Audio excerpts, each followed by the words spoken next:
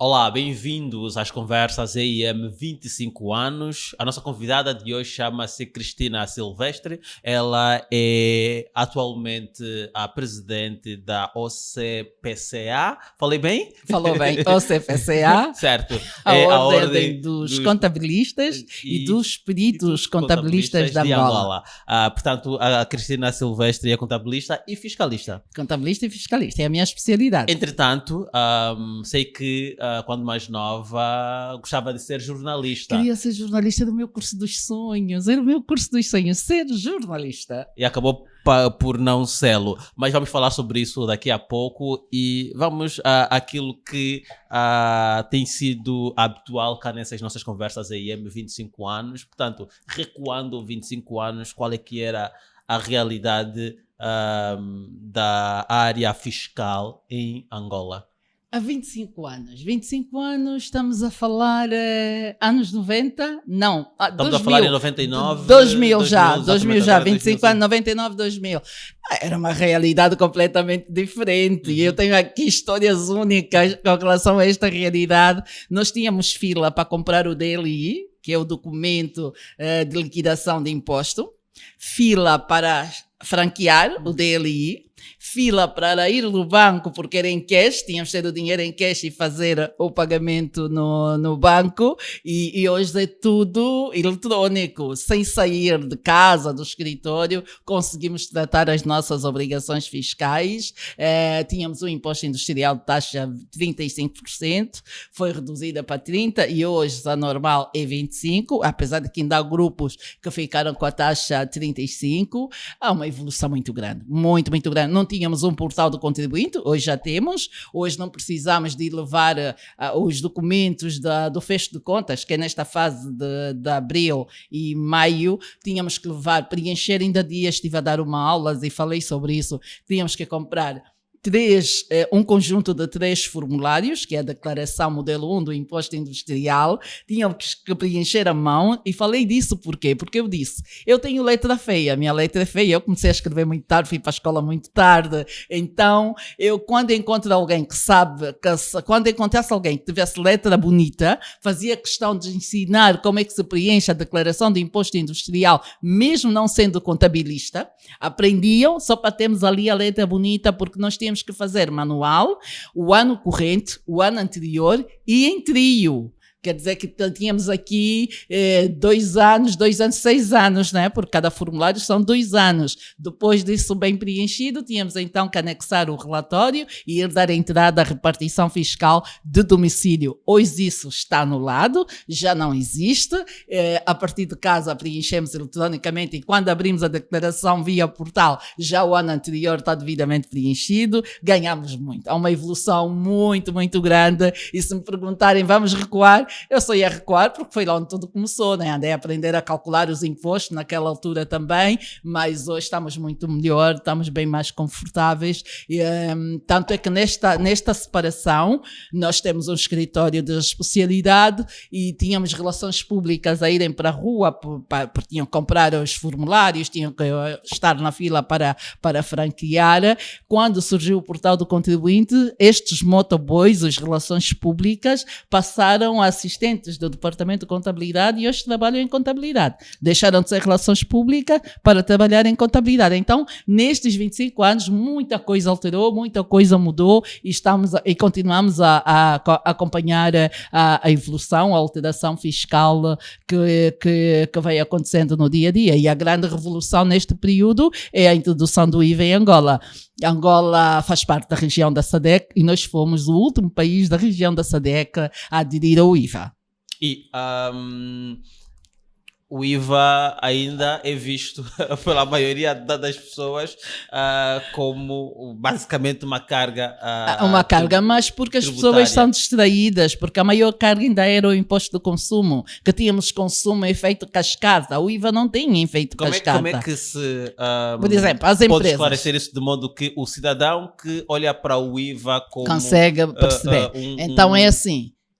tudo que as empresas compravam tinha um IVA associado. Eu comprava o IVA ao Sebastião, ao Joel, e era sempre assim o consumo. A cada aquisição tinha lá o consumo. Hoje com o IVA não.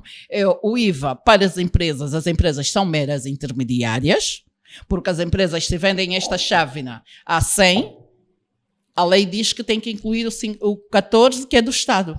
Então a empresa recebe para depois entregar ao Estado. Quer dizer que a empresa aqui é mera intermediária.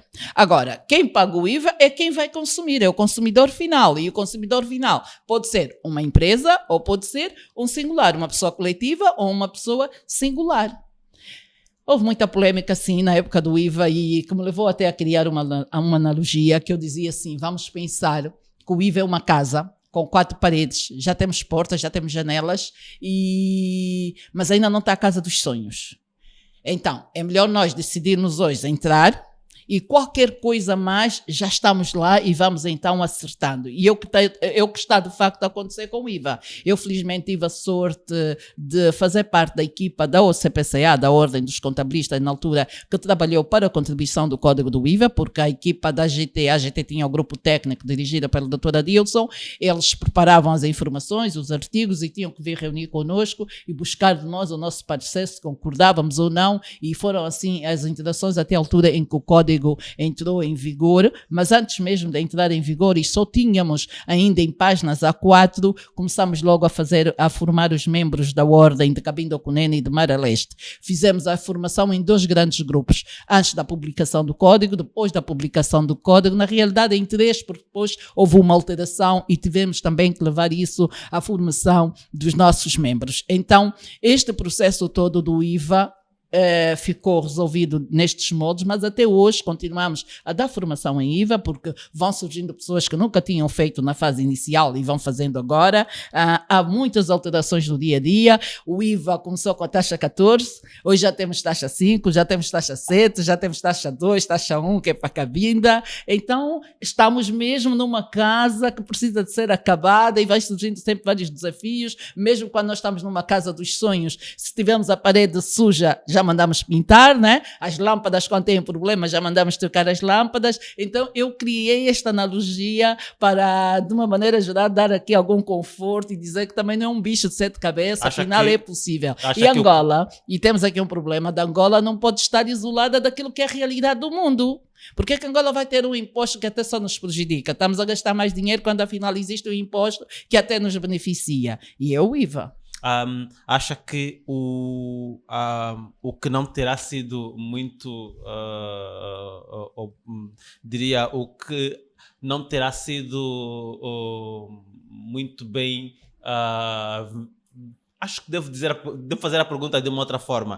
O IVA surge no momento em que o país estava a viver, portanto, estava já a viver uma crise econômica e financeira que se arrastava. E a pergunta que eu gostava de fazer é se o momento terá sido oportuno ou se não fizéssemos naquela altura, provavelmente não apanharíamos o comboio que apanhamos. Não, eu acho que Angola já entrou tarde. Como eu disse, Angola foi o último país da região da SADC a aderir ao IVA. Até parecia mal, né? Angola dos angolanos vaidosos. Como é possível? Temos que seguir o barco, temos que fazer aquilo que as pessoas já fazem e estar alinhado às boas práticas nacionais e internacionais. Eu acho que, se me perguntarem, foi numa boa altura, não foi numa má altura, as pessoas todas reclamavam que não estávamos preparados. Não há contabilista, não estamos preparados, isso vai ser um problema, vai ser um problema. E quando às vezes as pessoas dizem assim, mas a senhora quando diz, eu estou sempre a dizer isso, que a implementação do IVA em Angola foi um sucesso. Estas coisas que me comem viva, né? Mas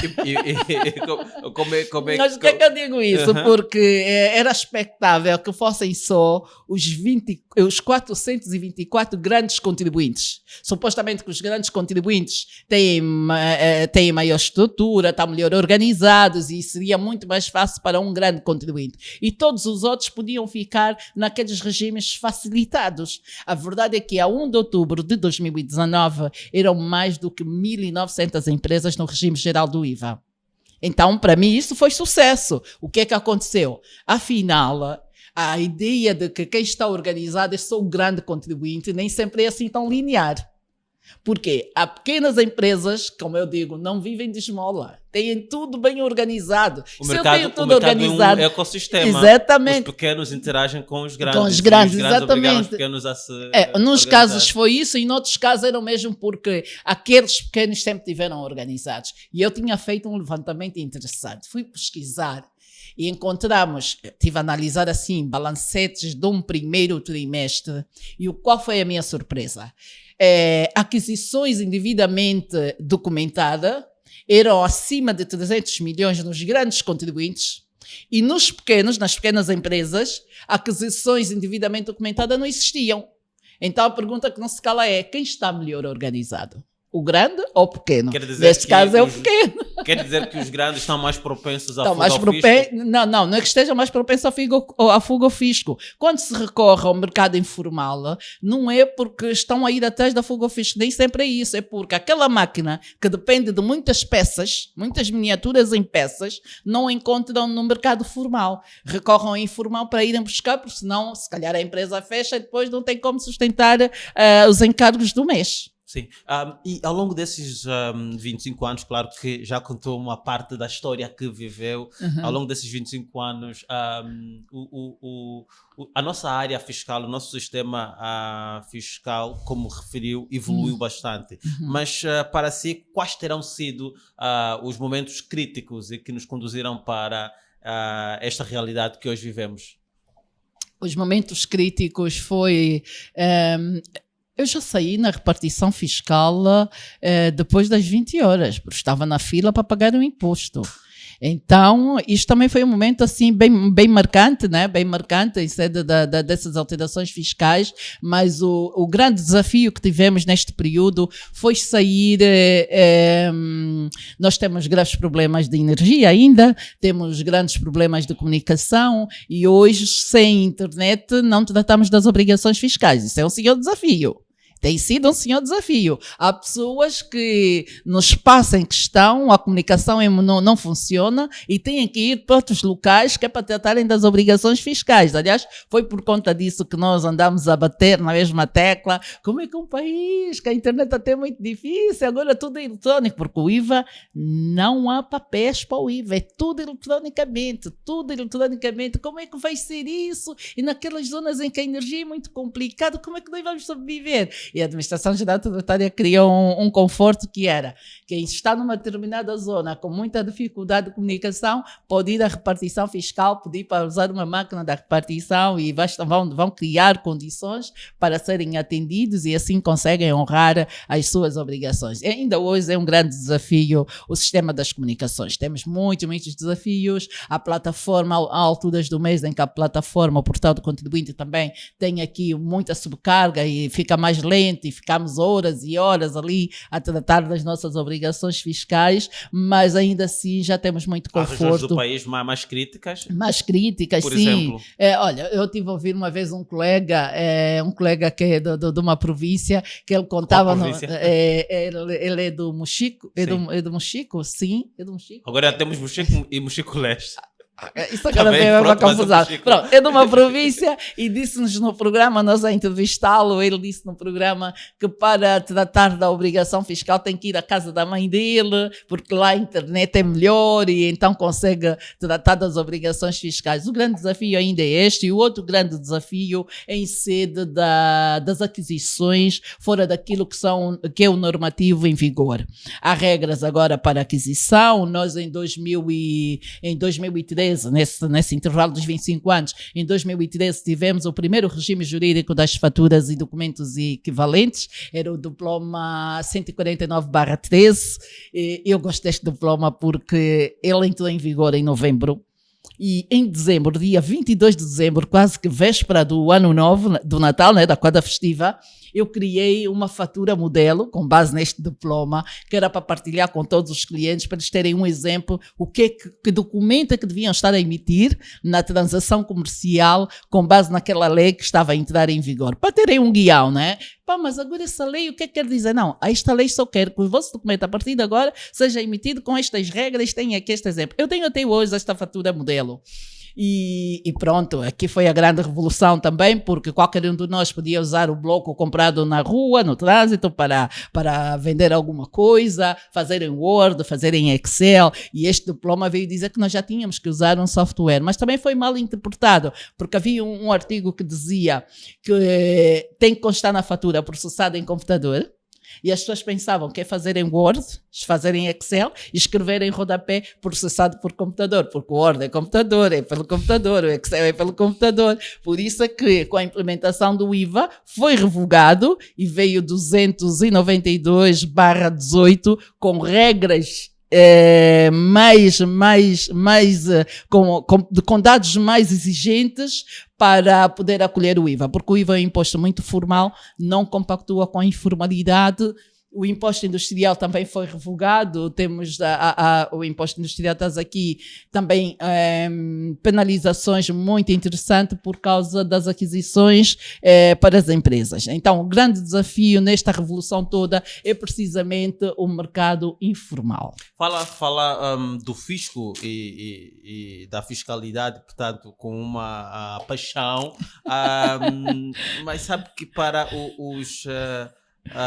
os cidadãos, no final, aquilo que importa é que a sua vida está a melhorar. E, portanto, se calhar faz sentido falarmos aqui um pouco sobre aquilo que é o papel do fisco no dia a dia do cidadão. Mas também na economia e que vantagens é que, de facto, o fisco então pode trazer. A maior parte das pessoas que dizem nós não vimos nada e até a tabela do IRT é uma tabela assustadora, não é? Toda a gente reclama do IRT.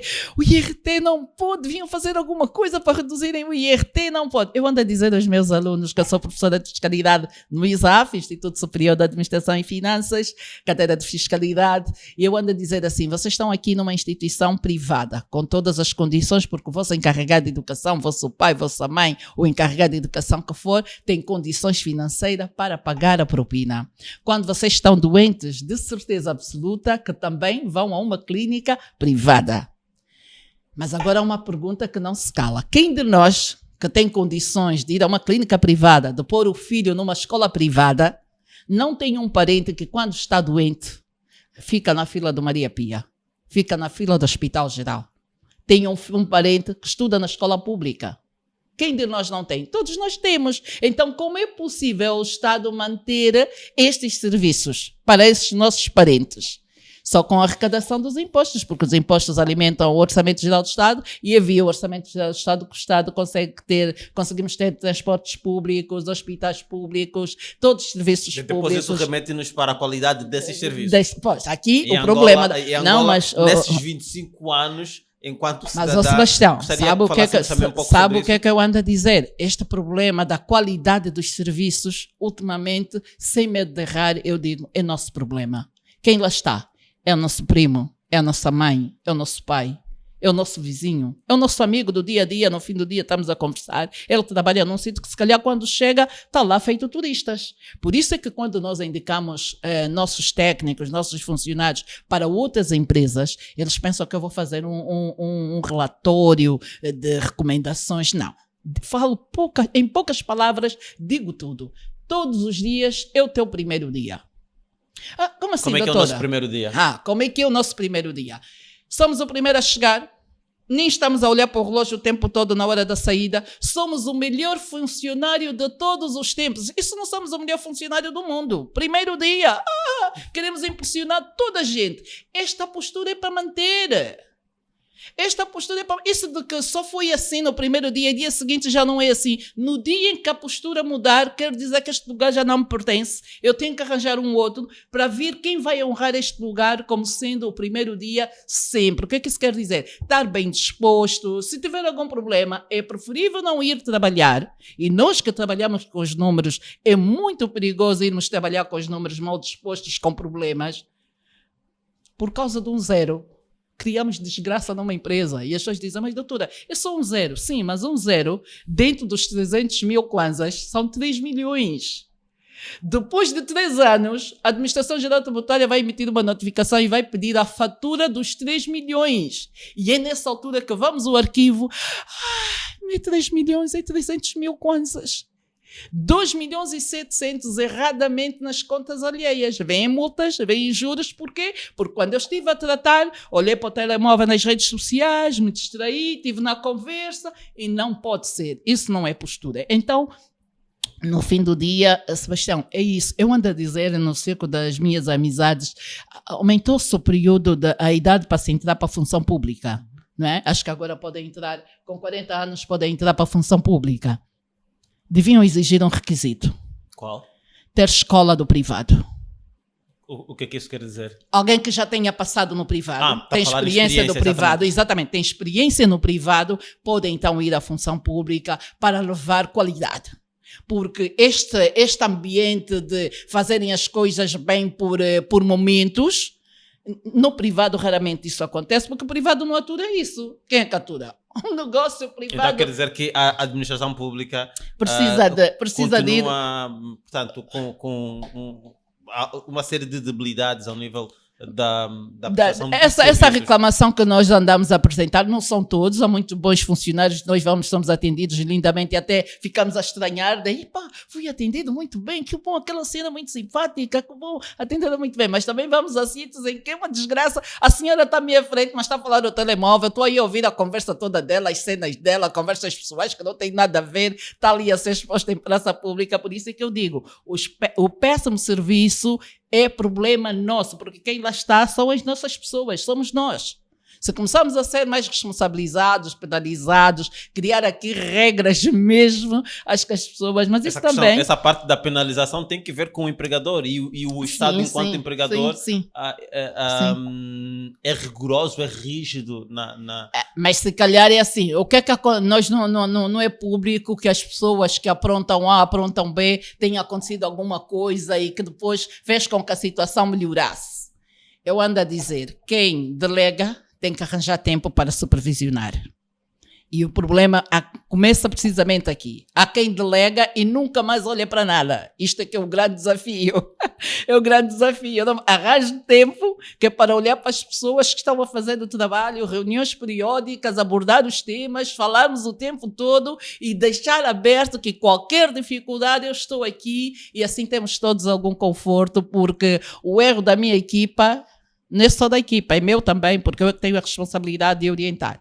E hoje acha que de alguma forma vai se perdendo a confiança no sistema, principalmente no sistema fiscal, tendo em conta, portanto, as notícias que vão surgindo sobre fraudes ou eventual injustiça fiscal? Não, o grande problema é que atualmente há muitas... Olha, há pessoas que dizem que vão para umas lojas e perguntam assim... E eu vou falar aqui, a cidade da China. Toda essa história hoje da cidade da China. Nunca lá fui, até ando curiosa, tenho que um dia ir para lá. E quando se vai comprar uma coisa, perguntam. E como as pessoas me veem muito por causa do IVA, né? Então, quando eu estou na rua, me fazem pergunta e contam essas experiências. E dizem assim, olha, fui à cidade da China fazer uma compra e disseram-me assim, perguntaram-me, quer desconto ou que a fatura da GT? Quer dizer que a fatura da GT tem mais caro porque vai ter o IVA, é a tal fatura certificada. E o desconto é uma fatura feita num sistema que não tem nada a ver com a GT. Eu ando a dizer que o caso da cidade da China é tipo problema familiar. Todos sabem e ninguém comenta. Quem não sabe que há isso na cidade da China? Até eu que nunca lá fui. Essas histórias me chegam. Então é problema de família, que todos sabem, mas cada um só fala assim nos cantinhos. Aqui o pai seria a autoridade tributária. A autoridade tributária tem esse pai tem que agir. Então aqui, para dar maior conforto, é criar-se um mecanismo para estas empresas que estão no informal, entre aspas, porque elas não são informal 100%, são formais, só que com atitudes de informalidade, nem informalidade, é fuga ao fisco, tem que ser uma atuação dura, mas dura mesmo. Então, se for um estrangeiro, é sair de Angola imediatamente. Não precisamos de um estrangeiro que nos traga problemas. Tínhamos que ter aqui pessoas que nos deem conforto, que façam por merecer, por estarem no território de Angola. Não pode ser. Então, aqui também há este problema. Alguém tem que tomar posições sérias, que é para pôr toda a gente. Mas agora já vamos ter isso. Sabes porquê, Sebastião? o regime jurídico das faturas foi alterado. Sim. Vai entrar em vigor entre meados de setembro e início de outubro o novo regime jurídico das faturas. 71/25. Vamos ter faturação eletrônica. O que é que isso quer dizer? Vocês a emitirem a fatura agora, a AGT já recebe. E eu, que sou cliente, na minha base de dados também a fatura já lá está. Ontem nós fizemos uma sessão e eu dei um alerta interessante. Daqui para frente, a área financeira das empresas tem que ter uma postura de assinar contrato de pagamento, aquisições a crédito, prazo de pagamento 30 dias. Por quê? Porque quando eu tiver a fatura na semana do prazo para liquidar, eu só vou pagar se esta fatura já estiver na minha base de dados. Se não estiver na minha base de dados, eu não pago. Por quê? Porque o SAFTE não está submetido, não sei se essa fatura é verdadeira ou é falsa, ou então a empresa ainda não está a usar o sistema eletrônico, porque a faturação eletrônica não é para todas as empresas no geral, vai ser obrigatório para o grande contribuinte e facultativo para quem quiser, mas também é obrigatório para quem se relacionar com o Estado. Quem fornecer bens e serviços ao Estado obrigatoriamente tem que ter faturação eletrônica. E é desta maneira que vamos também aqui ver este mercado, esta fuga ao fisco descarada, usando softwares que não estão certificados, começar a diminuir. Outra boa nova neste regime jurídico é a fatura premiada. Sebastião, quando vai o barbeiro, solicita a fatura? Não. Não, que horror! Não. Eu não saio do barbeiro sem fatura. Eu fico chateada. Aqui, por acaso, uma parte da tua conversa consigo, quero ouvir de si, não eu contar a minha experiência. Mas hoje de manhã, por acaso, o barbeiro foi lá à casa, porque eu não tive tempo de ontem passar no barbeiro, já estava tarde e, portanto... Então vou deixar aqui uma novidade, que a partir do próximo corte já vai solicitar a fatura. A AGT vai dar prémio a quem solicita a fatura. Ok. Então isso também, porque eu sempre, e isso até foi uma sugestão que nós tínhamos dado em vários fóruns que vamos falando à volta disso, sempre me perguntei, aquele cidadão que ganha o seu salário, que nós que temos o nosso salário, aqui a equipa tem salário, quando vocês vão comprar alguma coisa, vocês pedem fatura? A minha parte nós não pede fatura. Agora, com este prémio, era criarem um incentivo para todos nós que temos que gastar o nosso salário para fins próprios, começarmos a exigir fatura e essa fatura darem algum resultado. Vai ser então a tal fatura premiada. O que é que vai acontecer? Eu, se for cortar o cabelo, já não me vão dar uma fatura com os dados de consumidor final. Eu vou exigir que ponha o meu nome e o meu NIF, porque esta fatura posso ganhar um prémio na Administração Geral Tributária. E para o fornecedor do serviço, quais é que são as vantagens? Não, é assim, o fornecedor de serviço tem que emitir fatura porque é uma empresa que está legalizada ou é um profissional? Não, é um profissional. Não, é um profissional liberal. É um profissional liberal e o diploma obriga que todos os profissionais liberais, entidades singulares ou coletivas, devem estar devidamente legalizados para emitir fatura. Não tem condições de ter um software, não é desafio. Pode fazer as faturas na gráfica ou pode usar o próprio portal do contribuinte para emitir faturas. Sim. E o problema de cá e o problema da internet. Toda a gente tem telemóvel com internet. Mas só para as redes sociais já não é problema. Deixa que eu me ponha aqui na posição de um profissional liberal, ok? E como profissional liberal, a doutora está-me a pedir para fazer, portanto, para formalizar a minha atividade. Qual é que é a verdadeira vantagem de eu formalizar a minha atividade? Se, enquanto profissional liberal, não formalizado, eu tenho rendimento, tenho uma série de clientes. Este profissional, todos os profissionais liberais têm um número de identificação fiscal. Sim. São identificados como tal. Se for ao portal do contribuinte atualizar o seu cadastro e prestar falsas informações, é crime. Não pode prestar falsas informações. Eu sou contabilista de profissão. Tenho contrato de efetividade com um escritório. Não faço contabilidade fora deste escritório. O meu contrato é conta de outrem. É contrato por tempo determinado e eu desconto aqui o IRT conta de outrem. Mas enquanto professora e formadora, eu sou profissional liberal. Na minha base de dados, no portal do contribuinte, esta informação é obrigatório. Se eu sou um profissional liberal, entrar para o portal do contribuinte, não vou dizer que sou isso, porque até os meus clientes são todos singulares e eu não preciso de declarar nada, não pode ser. Isto é que começa a fomentar o mercado informal. Não? Essa postura não pode ser. Mas a questão é que nós já temos um mercado informal muito ativo e que representa mais de 50% muito ativo. E como é que eles vêm para cá? Como é que eles vêm para cá? Quais são as vantagens que se deve apresentar a esses profissionais liberais que estão na informalidade para passarem para a muita formalidade? Publicidade, muita campanha, muita sensibilização e numa primeira fase esses dar são garantias para atrair. As vantagens exemplo, para eles, para que eles percebam que de facto mas há vantagens. É assim, um profissional liberal tem benefícios, pode estar inscrito no INAPEN e pagar apenas só 2%. Existem vários benefícios. Só que as pessoas, por exemplo, se precisar do empréstimo, se não tiver legalizado, não consegue ter o empréstimo.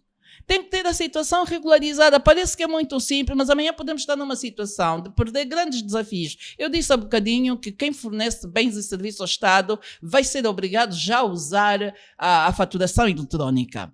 Eu não presto serviço ao Estado. Sabe qual vai ser a minha atitude? E acho que muitos vão ter esta iniciativa. Eu já vou estar na faturação eletrónica, porque eu não sei quando é que o Estado me vai bater a porta. E assim, quando me baterem a porta, eu estou preparada. Porque nós não conhecemos o dia da manhã. Então, no fim do dia, o exercício tem que ser este.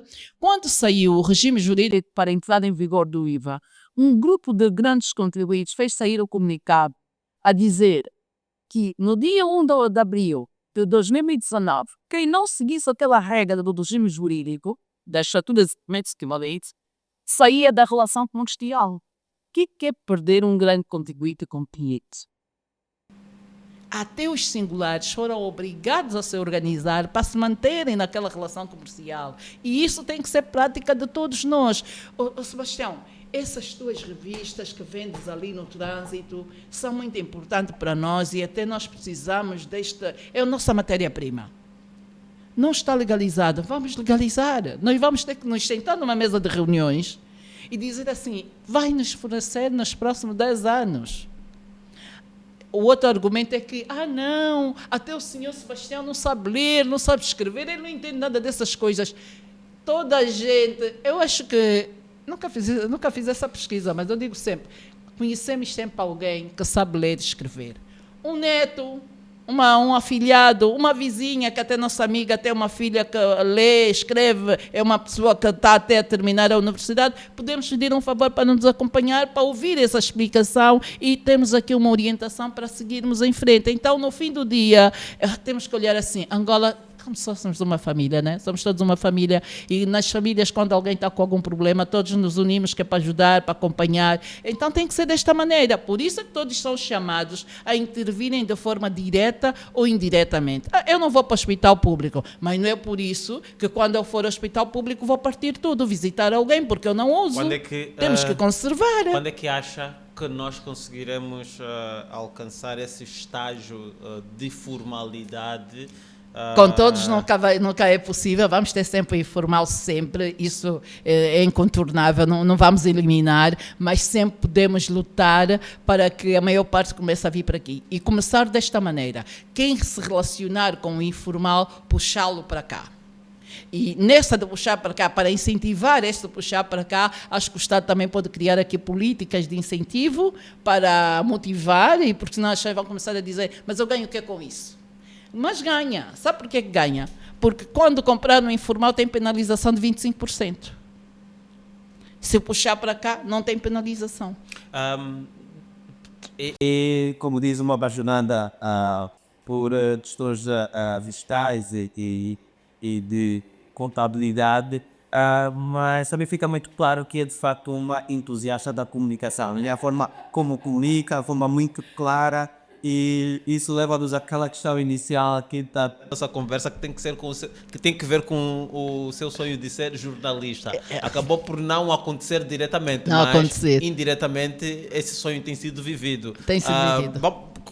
o que é que aconteceu, portanto, antes de falarmos aqui do que é atual, do que está a fazer, mas o que é que aconteceu para ter se mudado para a área de Na contabilidade? realidade, eu estava no ensino de base, eu fui para a escola muito tarde, fui para a escola com quase 9 anos, porque eu tive paralisia infantil. Nos anos 70, dizem que nos anos 70 houve um surto de paralisia infantil e muitas crianças, muitos bebês naquela altura ficaram afetados. Eu fiquei afetado, os meus membros esquerdos, perna esquerda e mão esquerda, paralisia infantil, de modo que comecei a andar muito tarde. Então fui uma filha doente, fui uma filha que dei muito trabalho aos meus pais, e aqui dar um beijinho assim ao meu pai, pelo esforço todo. Hoje sou a senhora que sou, e porque os meus pais fizeram muito. Então, como fui para a escola muito tarde, estava muito preocupada em querer falar corretamente a língua portuguesa, e pensava assim, qual é o curso que eu tenho que fazer que me vai permitir falar corretamente a língua portuguesa? Eu acho que eu tenho que ser jornalista. Apesar de que as minhas colegas gozavam comigo. Tu só queres ser jornalista para aparecer na televisão. E eu dizia, não, eu até posso ir para Angope. E falava muito de Angope. Eu até posso ir para Angope. Só que no ano em que entro para o e-mail, já era maior de 18 anos e tinham feito sair um regulamento, a então coordenadora fez sair um regulamento que quem quisesse fazer jornalismo com mais de 18 anos tinha que ser funcionária ou da cultura ou dos órgãos de comunicação social. E eu já trabalhava, mas numa barbearia, era operadora de caixa, por isso não foi possível. Então, mas pronto, fiquei com essa, e um belo dia tive a oportunidade de chegar à frente do professor Mesquita Lemos, que Deus o tenha, na Rádio Escola. Ele olha para mim, não é apresentadora de televisão, e eu, mas esse senhor até faz o prelúdio, supostamente conhece toda a gente na televisão, como é que ele me está a confundir? E não tínhamos vários canais televisivos. E eu disse-lhe que não, e ele diz assim, pois então devia ser. Tem uma imagem bonita e fica bem para a televisão.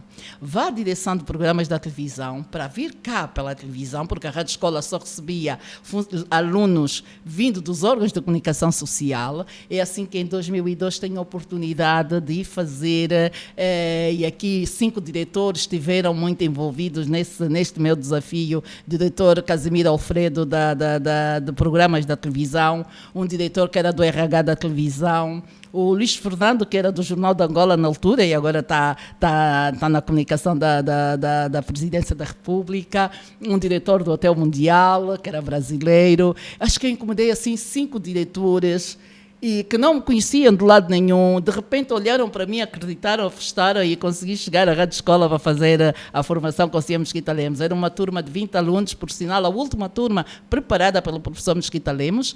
Era uma turma de 20 alunos, todos 19 eram de rádio, eu era a única que estava a ser preparada para a televisão, e foi assim que eu fiz o curso intensivo de 11 meses, com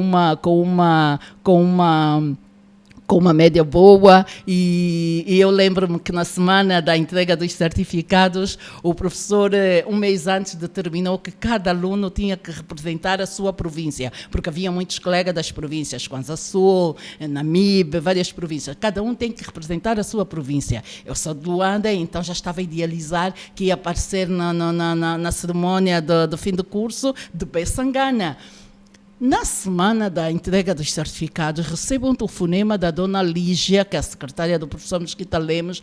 Cristina, o professor está à tua procura, onde é que tu andas? O professor é a minha procura. E eu, bem preocupada, a aparecer à frente do professor Mesquita Lemos, se ele está a chamar é porque vou levar ralhetas, o que é que aconteceu? Lá fui ter com o professor. Então, Cristina, está tudo... Sim, professor, está tudo bem. Cristina, e o que é que vai usar no dia do evento? Professor, eu já tenho a minha roupa, vou usar Bessangana. Não. Ai, professor, então, é traje típico, não é? Não, mas Bessangana para ti? Não te esqueça que tu estás cá por causa desta tua imagem. A tua imagem é careca. Ele dizia assim, a tua imagem é careca. Bessangana tinha que usar o lenço. Tinha que usar o lenço, vou tapar a careca.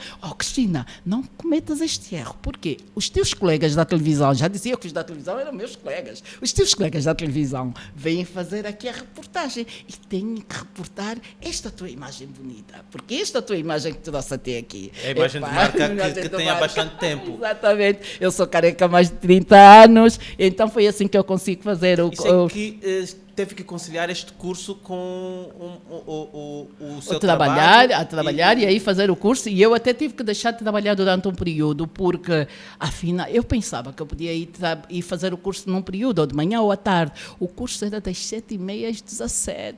Levei um susto. E agora que está tudo tratado para eu começar, como é que eu vou resolver isso? E eu depois disse, se eu desistir agora, estou a desrespeitar os 5 diretores que do nada apostaram em mim. Eu tenho que arranjar aqui o meio termo e então consegui contornar, não sei de que maneira também que eu consegui, mas fui fazer Esse é por o nível 11 de meses. compromisso e de compromisso e responsabilidade, que exatamente. é cada vez Felizmente, mais raro entre os jovens. Eu comecei a trabalhar muito cedo e sempre, quando começo a trabalhar, eu e os meus irmãos deixamos de passar fome, então o quesito de trabalho é muita responsabilidade. Digo sempre, para trabalhar não há turismo, não há aventuras. E porquê é que passavam fome? Porque nos anos 90 o nosso pai ficou desaparecido, ficou numa área, ficou no cativeiro da guerra e nós tivemos que ficar sozinhos, né? Eu comecei a trabalhar aos 16 anos como babá, por isso é que eu sou a babá de todos os impostos, já fui só babá do IVA, a AGT promoveu uma babá de todos os impostos, mas quando eles me promoveram a babá de todos os impostos, até acabei por concordar. Por quê? Porque eu calculo os impostos de Angola desde os anos 90. Trabalhei num escritório que elaboravam os estudos de viabilidade econômica para os empréstimos do FEDES, do CAP, do Fundo Projeto Coca-Cola. Eu era aquela senhora, aquela menina do escritório que reunia todos esses documentos para os economistas elaborarem os estudos de viabilidade. E o doutor Piedade, Manuel Piedade Júnior, dono do escritório da MAP, ele dizia assim, Cristina, vira-te, temos que pagar impostos. Todos os meses, vira-te. Eu andei até a primeira repartição fiscal de Luanda, ali na Maianga, encontrei uma senhora e disse, o meu chefe diz que agora nós temos que pagar imposto. Então, o que é que vocês fazem? Lá expliquei o que é que... então, vocês têm que pagar IRT, têm que pagar Segurança Social, têm que pagar imposto de selo.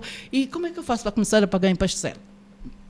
Tens de comprar um formulário, que é o DLI. Depois explicou-me como é que eu tinha que preencher. E todos os meses era só seguir, alterar o valor e a data e seguir. Foi assim que eu aprendo a preencher o DLI, o documento de liquidação de imposto. E eu hoje digo, eu fui à repartição fiscal, encontrei uma senhora e atendeu-me assim, tranquilamente, aprendi. Eu também tinha a regra de aprender tudo muito rápido, fiquei com aquela cábula e nunca mais me esqueci. E hoje, por isso, quando estou a ensinar alguma coisa a alguém, digo sempre, aprenda para a vida, porque não sabemos o dia da manhã.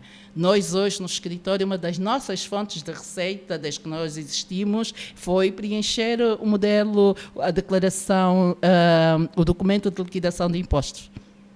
Então, olha, aprender-se a vida e seguir. É como os rapazes que ganham algum dinheiro a preencher os formulários para nós tratarmos o passaporte, o BI.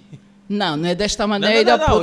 Sim, mas também é uma fonte de receita, claro, sim. E eles podem se formalizar. O que é que eu fiz? É formal nós nos formalizamos e começamos a fazer isso já em âmbito formal, tudo direitinho. Nós nunca atuamos na informalidade, sempre foi no formalismo. E porque na MAP, onde eu trabalhei 7 anos, foi mesmo uma escola. O doutor Piedade mandava-me fazer tudo um bocadinho e muita coisa que eu aprendi, hoje uso na prática, ter tudo em ordem, tudo organizado, tudo como deve ser. Foi uma senhora escola e hoje sou a profissional que sou, e uma regra que eu uso, Sebastião, tudo o que eu sei fazer, ensino a todos à minha volta. E como é que, qual é que é o nível de responsabilidade, mas também, diria, de curiosidade e vontade de aprendizagem dos seus alunos, principalmente ao nível das universidades? Eu digo, uma vez alguém disse-me que eu era formadora do estilo manipuladora, por causa do sorriso. Eu explico as coisas a rir, na desportiva, tranquilamente, levo muitas dinâmicas e a pessoa dizia que esta forma prende quem está aí a ouvir, chama a atenção e ficam atentos. E nessa de ficarem atentos, a obrigação é mesmo aprenderem. Só não aprende comigo quem não quer. Por isso é que muitas vezes eu uso uma base de dados da formação que eu chamo É Agora ou Nunca. Mas é agora ou nunca, por quê? Porque é tão simples o que vou explicar, só não aprende quem não quer. Não há dificuldade nenhuma. Se as pessoas rodam o mundo para chegar num determinado ponto, nós não precisamos de rodar o mundo. Com poucos passos chegamos e resolvemos o problema. E então ensino com facilidade e as pessoas aprendem, e faço isso desde como estudante da explicação de matemática, de estatística, de contabilidade. Eu sempre tive pessoas à minha volta para explicar as coisas. Quem estivesse interessado a aprender estava aí disponível para explicar. E no escritório nós adotamos um sistema. O meu escritório existe há mais... estamos a fazer 15 anos este ano, fizemos 15 anos, e nunca recrutamos estrelas. Estrelas para nossos efetivos, não. Alunos até do ano 0 ao segundo ano, não sabem absolutamente nada, vêm para nós e são formados por nós e seguimos. E temos no escritório pessoas que estão precisamente a fazer 15 anos de casa. Estão lá desde sempre. Eram solteiros, no ensino de base, terminaram as faculdades, casaram, fizeram filhos e continuam connosco. E volta e meia, quando as pessoas pedem pessoal para a área administrativa, nós quando chegamos às empresas ditamos muitas regras. Eu sou muito de regras, mas isso de regras as pessoas querem saber por que você ainda tem muitas regras, onde é que você ainda aprendeu isso? Na minha casa, Sebastião, o senhor meu pai era um senhor de muitas regras. Nós até dizíamos assim, nós temos aqui um ditador, isso é mesmo uma ditadura.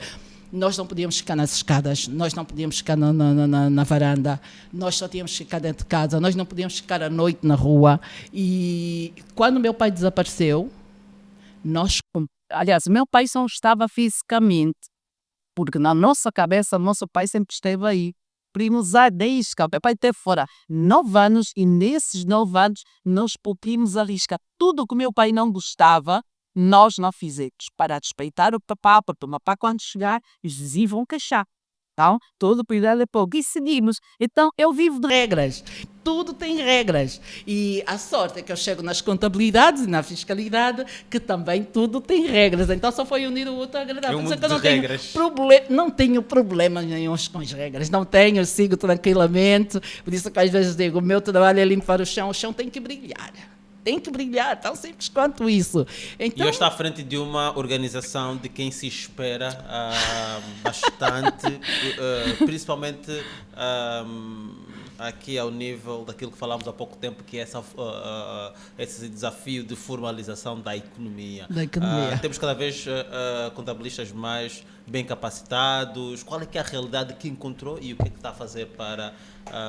a ordem dos contabilistas e dos peritos contabilistas de Angola, o CPCA, a nossa casa comum, a ordem. Eu estou na ordem, eu sou contabilista da era do Ministério das Finanças, quando os contabilistas eram certificados pelo Ministério das Finanças. Quando a ordem surgiu, houve um acordo entre o Ministério das Finanças e a Comissão Instaladora da OCPCA, que todos nós que já existíamos, a OCPCA tinha que acolher, e a OCPCA impôs a condição de nós sermos preparados via formação intensiva durante 3 meses. Então, eu faço essa transição das finanças para a OCPCA, e na OCPCA fiz o curso de atualização.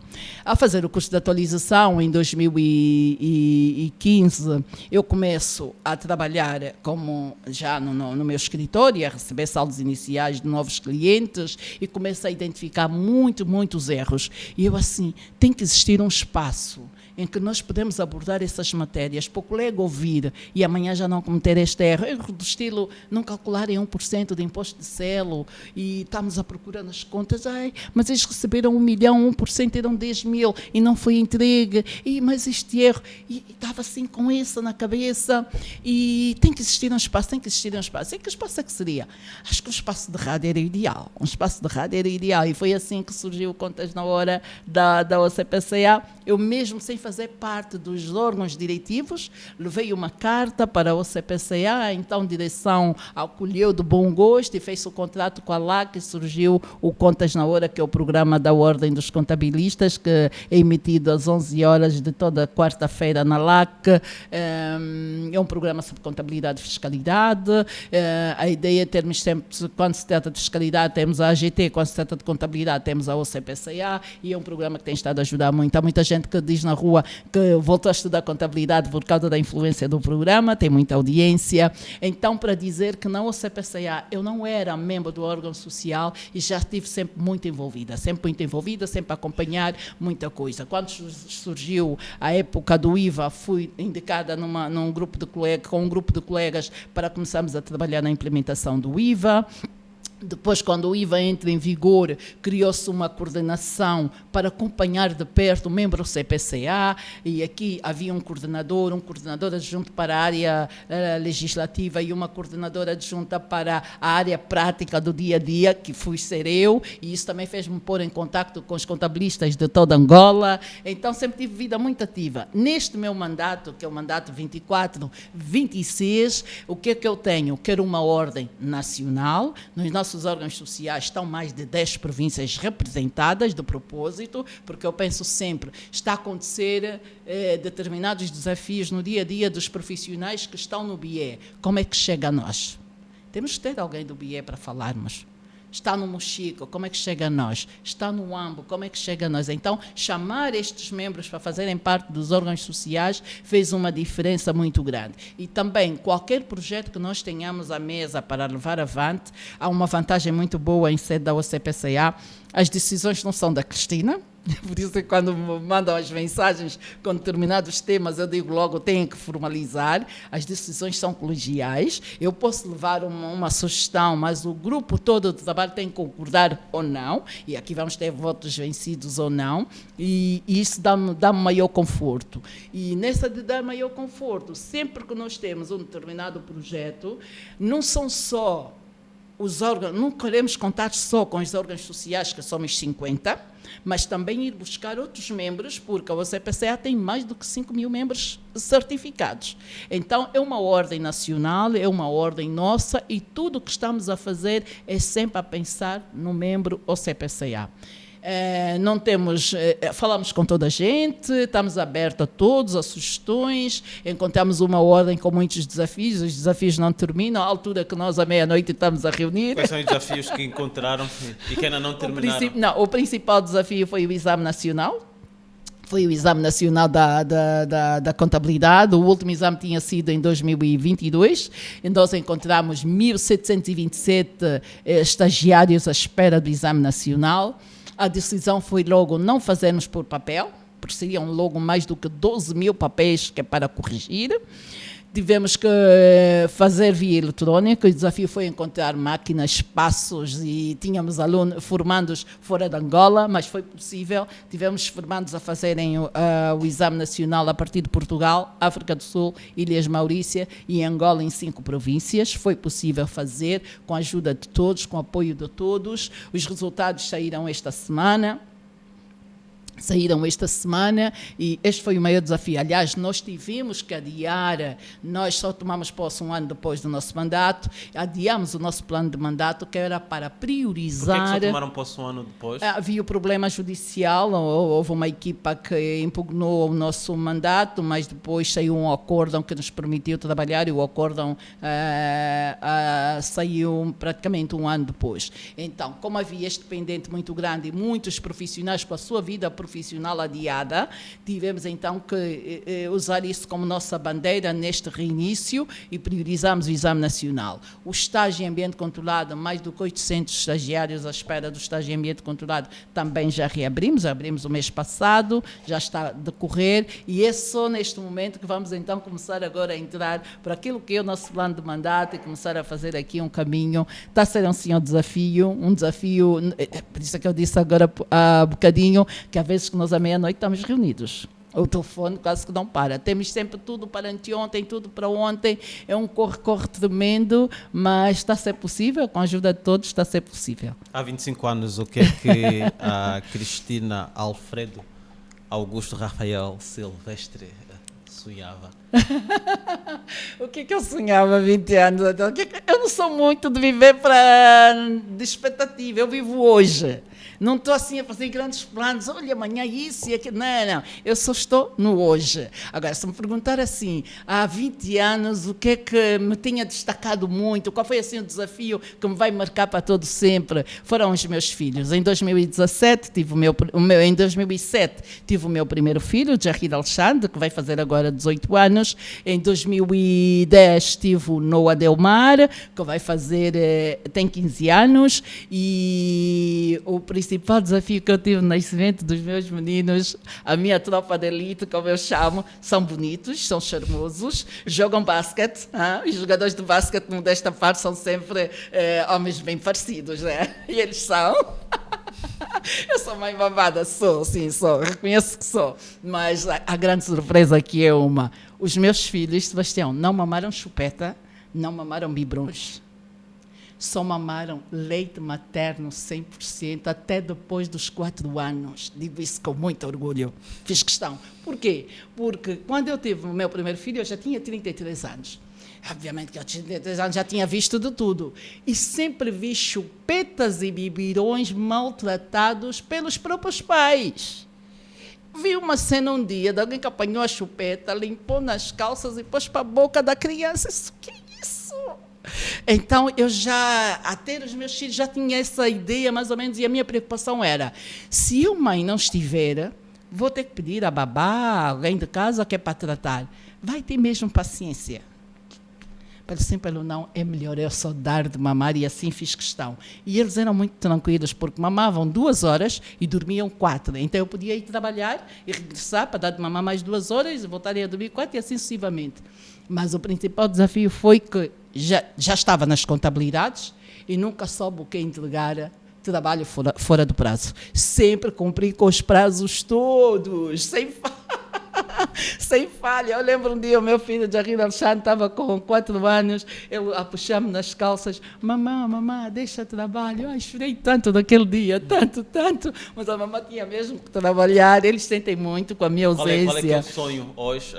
Hoje, o meu sonho é que os meus filhos se formem, é que os meus filhos olhem a mim como uma referência, porque qual é a maior referência? A mamã está a trabalhar onde trabalha, tem as responsabilidade que tem, não foi por cunha, não foi por esquema, não foi com facilidade. A mamã tem as responsabilidades que tem porque a mamã estudou e a mamã sempre se esforçou. A mamã não sabe o que fazer trabalho mal feito. Sempre que a mamã não sabe, procura saber como é que se faz, que é para aprender e fazer. Então, esta linha que eu quero para eles, que eles tenham a formação básica que os permita ter um bom emprego, que não passem fome e que tenham o básico para viver. Este é o meu maior sonho.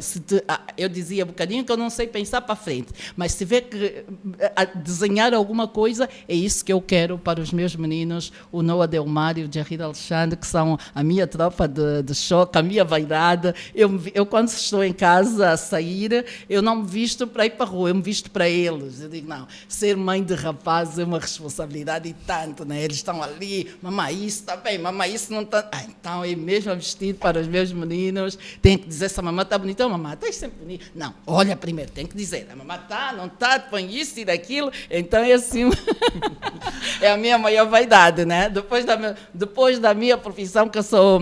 Houve uma vez que o meu filho Noah diz assim, mamãe, a Custa parece uma tua filha. E eu, filho, mas não é que é mesmo a minha filha? O escritório, é mesmo a minha filha. Pois é, a mamãe tem que se dedicar à filha. Vocês são rapazes. Tem um lado da profissional muito regrada e rígida, e tem um lado da mãe também regrada e rígida, mas com um amor muito grande pelos filhos e claramente apaixonada por eles. Só a minha vaidade. Esta é a Cristina Silvestre. Portanto, o outro lado dela, aqui, nesta parte final da nossa conversa. Há uma curiosidade muito grande. Há muita gente que diz, eu tenho uma curiosidade com relação à senhora. Sim, qual era a curiosidade? A senhora sabe mesmo arrumar casa? A senhora sabe mesmo cozinhar? Meu Deus, como é possível? Sabe tudo isso? Sei tudo isso. Eu cozinho para os meus meninos. Cozinho, faço tudo. E sabe que quando eu tive os miúdos, muita gente pensava que eu fosse ter muita dificuldade por causa da minha deficiência. Eu tive um médico, meio alemão, meio búlgaro, Dr. Josef Mosik, acho que muita gente conhece. Ele sabia da minha limitação. Só não dei banho aos meus filhos no primeiro dia, porque tinha sido cesariana e ainda estava assim naquele momento de muitos cuidados. No segundo dia, o Dr. José ensinou-me a posicionar o bebê de tal forma que é para eu dar banho. E nunca mais deixei de dar banho, sempre dei banho, sempre cuidei. Nunca precisei assim de pessoas que é para, agora eu não posso isso, não posso aquilo. Eu consigo fazer tudo. Felizmente, e isso também é fruto da pressão que eu tive com o meu pai. O meu pai sempre disse que eu não podia ser dependente. Tinha que ser independente, tinha que me formar para estar empregada e ter muita independência, sobretudo independência financeira, porque ele dizia sempre, quem tem independência financeira não é respeitada.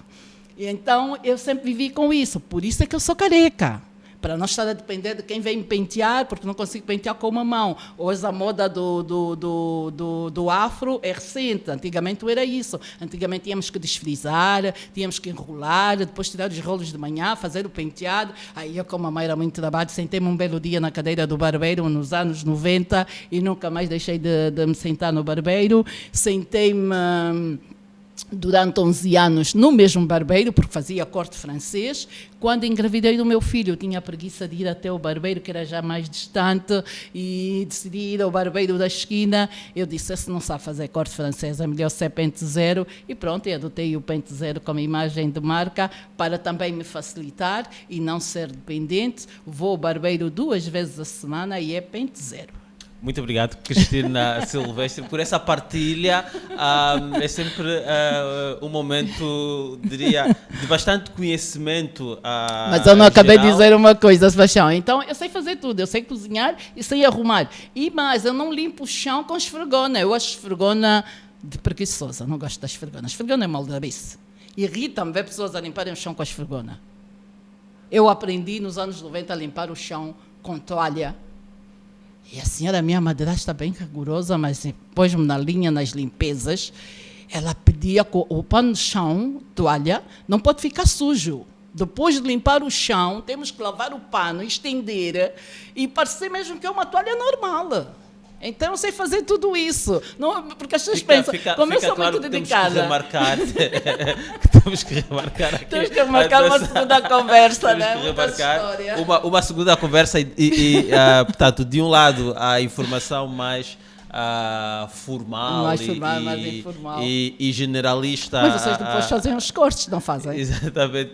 E generalista aqui sobre contabilidade e fiscalidade. Nós fizemos bem. aqui uma viagem Uma sobre viagem o nosso longuíssima. sistema fiscal e sabia que a sua história pessoal iria ter aqui uma presença muito forte nesta conversa. Eu Por estou a isso é que escrever, estou a escrever. Por isso é que a deixamos para essa parte final, mas claro que sim, nós costumamos Como dizer eu estou a que... escrever, um dia venho falar da história do livro. Exatamente. Pronto, quando estiver na véspera do lançamento do livro, fazemos uma outra entrevista. Exatamente. Nós costumamos a dizer que as conversas não se esgotam, esgota-se o tempo, mas obviamente aqui teremos a oportunidade de voltar a conversar com Cristina Silvestre. Ela é contabilista, portanto atualmente é presidente da Ordem dos contabilistas e peritos contabilistas de Angola.